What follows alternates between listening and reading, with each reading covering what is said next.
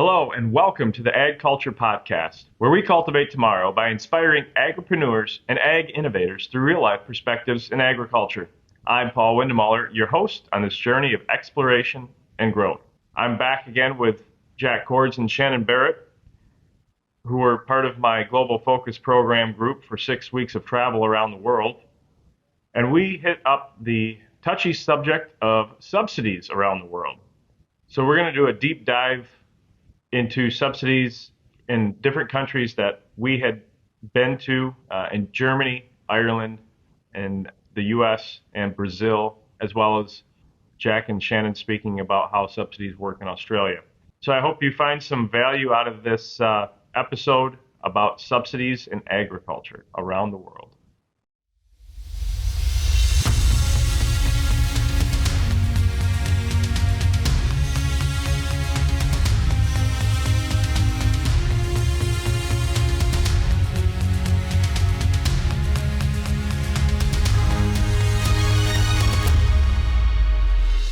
Shannen, Jack, welcome back. It's been 38 seconds since we recorded the last episode. And I just wanted to have another discussion with you guys about a topic that I feel deserved a little bit more time. It's kind of a hot topic, especially as we go around the world. There's a lot of different perspectives about it. And we saw a lot of the influence of it as we were traveling. So that subject is agricultural subsidies. So I wanted to start, I know Australia, if you want to explain a little bit about Australia's subsidies, what does that look like? Australian subsidies are basically non-existent unless you're in crisis, whether it be drought or flood relief. Our other subsidies include things like fuel rebates when we're using fuel on farm and not on road, so for our tractors, etc. And that's about the only assistance that we get. I think the number is about 4% of subsidies. That's what we 4% of total farm revenue. Correct. Yeah, and that varies depending on how your season is going. If you're in drought or flood, or and countries like New Zealand, they really don't have any subsidies. In the U.S., our subsidy system is more based around, especially in crops, but even in livestock, is more based around an insurance type program where you have a subsidized insurance rate that might protect a margin or it might protect a yield, but you have to participate in that insurance program in order to receive any money, and it's based off of an insurance premium subsidy for the most part. So that's what the U.S. subsidy programs tend to look like. What did we see in Europe? We saw a lot of subsidies. To give a bit of a history on the European subsidies, they were brought in the 60s post-World War II to try and stimulate agriculture to be able to feed a starving continent. Yeah. And that's what they were originally developed for, and they've now, in my opinion, turned into a tool for a government to regulate industry and subsidise accordingly.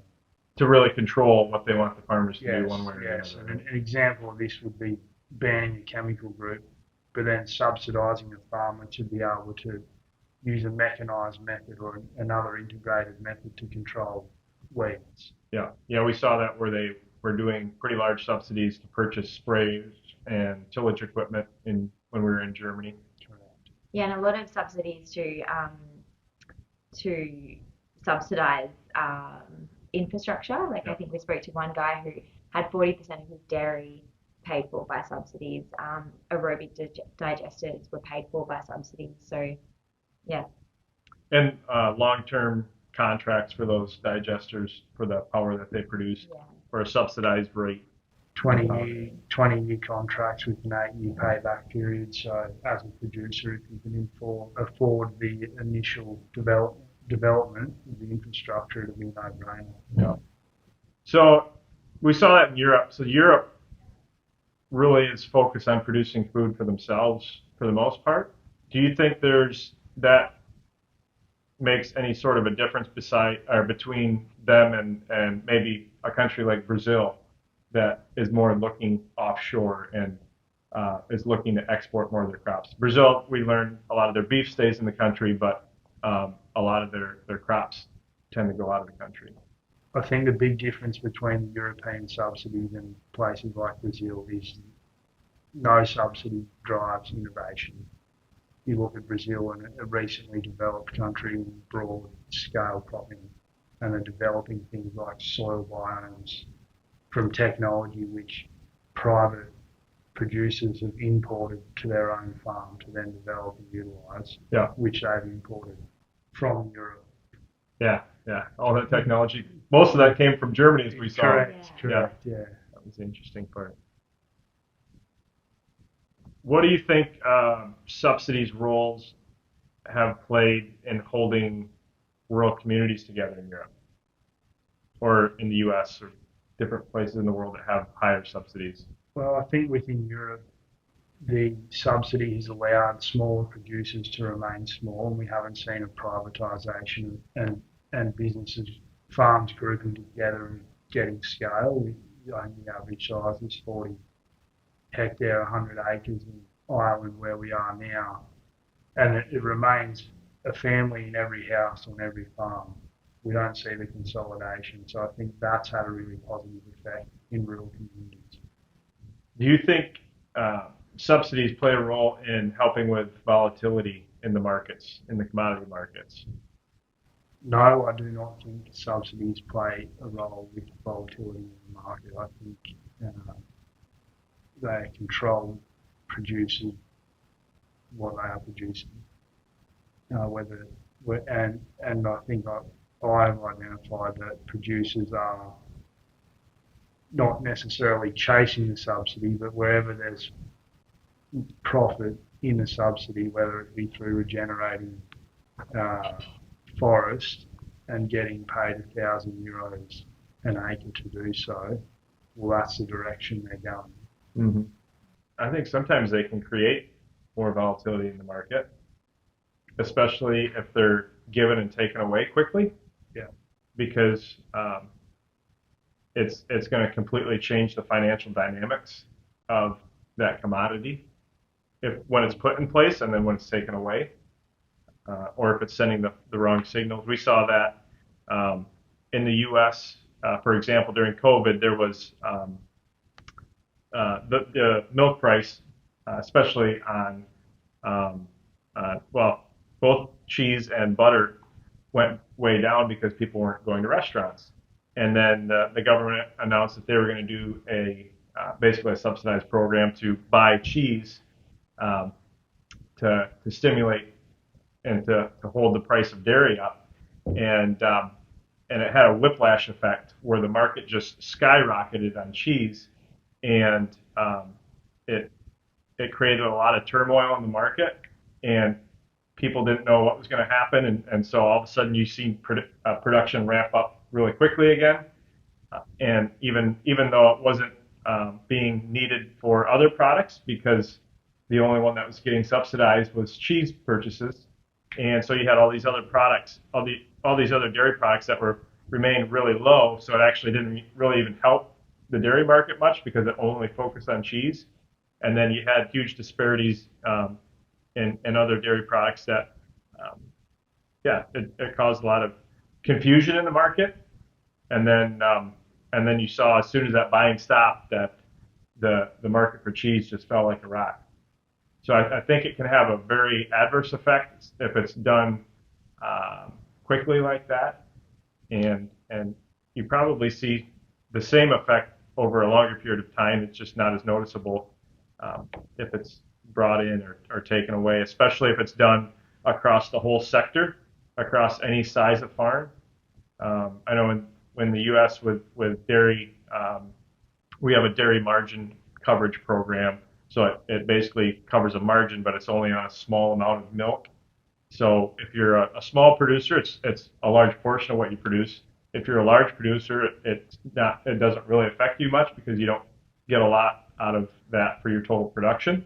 So that doesn't have as big of an impact in the market because it's on a smaller scale for that subsidy. But yeah, it can have a big impact, I think, on the volatility of the market in a negative way. I think a classic example of that negative impact on market volatility would be the way the organic market's been driven in Europe. I think Denmark's got a 50% organic goal by 2030. Ireland's got a 10% goal. I think they were at 2% a couple of years ago, and they've moved up now. Germany was 30%, I believe. Yeah, so that's all well and good for producers to be on board and reap the reward of the subsidy, but are consumers going to match that in the marketplace when they're purchasing food? And what we heard as we're going around is they aren't, right? They're not, no. Nearly every organic market globally is declining with the rise and cost of living, rise of inflation, these negative effects on premium products like organics. Do you feel like subsidies have a place for you guys in Australia in any way? I think in some ways I'm envious of the subsidies that EU, UK, and even what we saw in the US. But then I also look at where we farm in Australia, very harsh climatic conditions, and we have very innovative farmers. Just talking grains, we're producing a lot of grains for the soils that we've got. And I think that innovation has been driven from the fact that we haven't had government support and we've had to do it ourselves. And so we have to adopt new techniques that are going to, get us a higher yield and control our diseases and control our weeds. So I think that the lack of subsidies, really driven that. So, a little bit of support is good. I probably don't want half of my paycheck to come from government subsidies. No. You look at some leading businesses that we've been to, and they would not be profitable without the subsidy, and that's not a position I want to be in. I don't think that we need 300 Australian dollars, which is equivalent to what the Europeans are getting, just to farm. Just for a base rate per acre. Just for the base rate per acre. If that's what got me out of bed, I'm in agriculture for the wrong reason. Yeah, and some of the ones that really stood out to me was one farm we went to, they're getting paid $800 a hectare to drop their seeding rate by half on their headlands or their, the outer row of their paddock, and not spray any pesticides. $800 a hectare, which just... Well, 800 euros. So 800 euros per hectare. 1,250 Australian dollars, 1,000 or a bit under US dollars, just to cut your fertiliser rate. Yeah, and your seeding rate. Yeah. And I think that,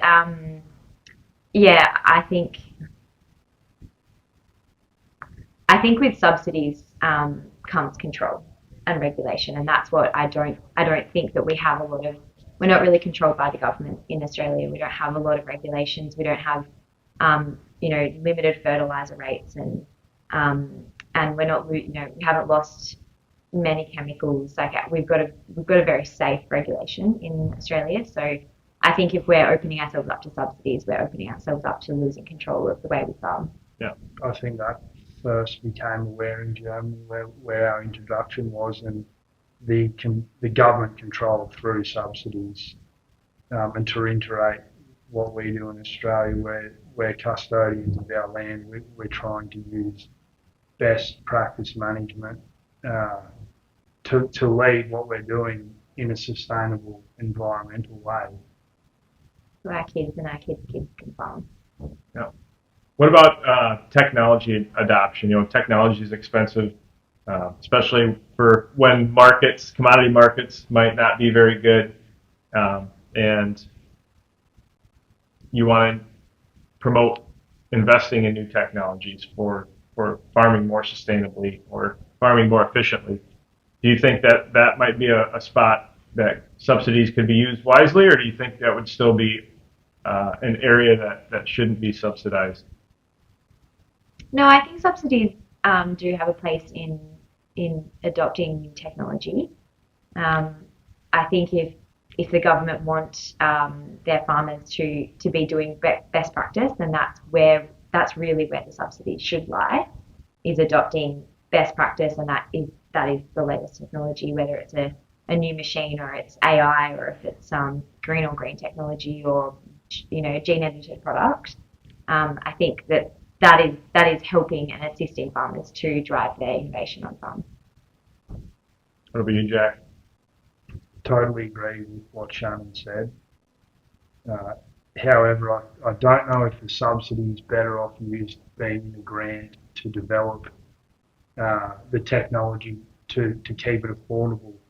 Otherwise, in one point of view, we're happy to reap the reward and capitalise on investing in new equipment or infrastructure, but then we don't want a regulation. So where do you lie there?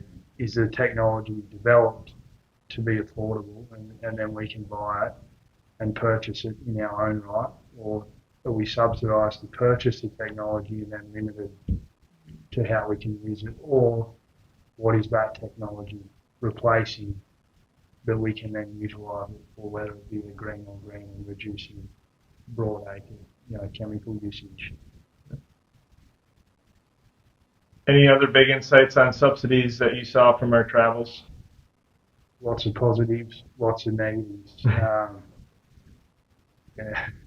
I'm not a politician, so it's a very complex model to understand, and we've only been around it for 2 weeks. So the positives and the negatives, not sure where we stand at the end of the day. Yeah, I agree. I have spoken to a handful of farmers about it, and I've got a few different ideas and perceptions from different growers. So I don't really know where I sit, and I think I can see the benefits and I can see the negatives of it. And it'll be an interesting space to watch with the uncertainty of the subsidies and regulations here, and how far Europe will go in their regulation. Yeah. But at the end of the day, their systems, and especially in Europe, to me, have become very complex. And with complexity comes a lot of need for resources. So you need time, you need staff, you need the ability and understanding of the subsidy program in order to even take advantage of it. And I think that actually breeds more consolidation, because really the only people that can afford to provide somebody fully staffed to take advantage of the subsidies is somebody that's big enough to have somebody on staff to do that, right? So it just drives more consolidation and actually kind of defeats the goal that they put in place to support smaller farms in the long run. So that was a point that really stuck out to me.